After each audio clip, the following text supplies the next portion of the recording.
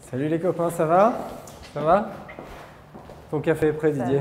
Moi j'étais très impressionné de ces 3 jours parce que quand je prends Lucas, Kamel et Clémence, ils ont travaillé comme jamais je les ai vus travailler, quoi. Ici, nous sommes au 11 rue Bonaparte, à l'angle de la rue des Beaux-Arts et de la rue Bonaparte, juste en face de l'école des Beaux-Arts. Et en fait, c'est une galerie qui était historiquement celle de mon père. Cette idée de transmission, c'est vraiment une chose qui me tient à cœur. C'est une façon aussi de marquer un renouvellement, ma personnalité, ma vision et la façon dont j'ai envie de montrer mes pièces. On raconte une vraie histoire, je trouve, d'un esprit finalement qu'on perpétue, qu'on essaie en tout cas. On est à Saint-Germain-des-Prés. Et aujourd'hui, il faut avoir une vision objective du monde dans lequel on vit. Les objets, le mobilier, l'art contemporain, tout ça doit cohabiter. On vient casser les codes. Et c'est ça que j'aime avec toi, Kamel, aussi, c'est que tu as une vision extrêmement contemporaine. J'aime quand tu viens chez moi et tu me mets un énorme piano Steinway de Bertrand Lavier au milieu de ma pièce. Ce piano Steinway, c'est un piano de 1919, donc quelque part, Bertrand Lavier se l'approprie, le repeint avec une couleur absolument excentrique, un bleu très soutenu et des touches blanches et roses. Donc. Et là, ce qui est formidable dans cette exposition, c'est que toutes les pièces se parlent, en fait.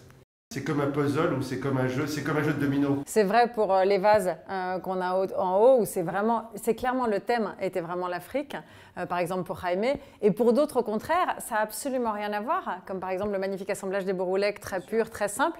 Mais justement, ça accueille d'autant mieux des pièces qui, à un moment donné, ont un caractère très fort. Donc le paradoxe ou le contraste des deux crée finalement à la fin quelque chose de magnifique. Moi, j'ai eu un choc ce matin en arrivant dans ce salon. Entre autres, c'est ce dialogue vraiment formidable. J'aimerais que vous puissiez nous dire un petit peu ce que c'était. Pour ma part, c'est une statue d'Ogon, qui est une statuette très ancienne, qui est du XVIIe siècle, qui est un objet d'une grande pureté, d'une verticalité magnifique, avec toute la tradition que ça implique, hein, les Dogons connus pour un art assez carré, presque voilà, très géométrique. Et en fait, ça vient se confronter avec ton œuvre, Clémence. Ça, c'est une grande applique murale, en fait, un peu comme les torchères d'antan, qui est faite par Jaime Ayllón. Et en fait, on aimait bien, on a l'impression presque d'avoir deux personnages. On a comme des yeux, on a comme un accueil, en fait, comme deux personnages qui vous accueilleraient dans une pièce. Kamel et moi, ça fait 20 ans qu'on est mariés. Ça fait 20 ans, et on est ravis de te rajouter dans notre mariage.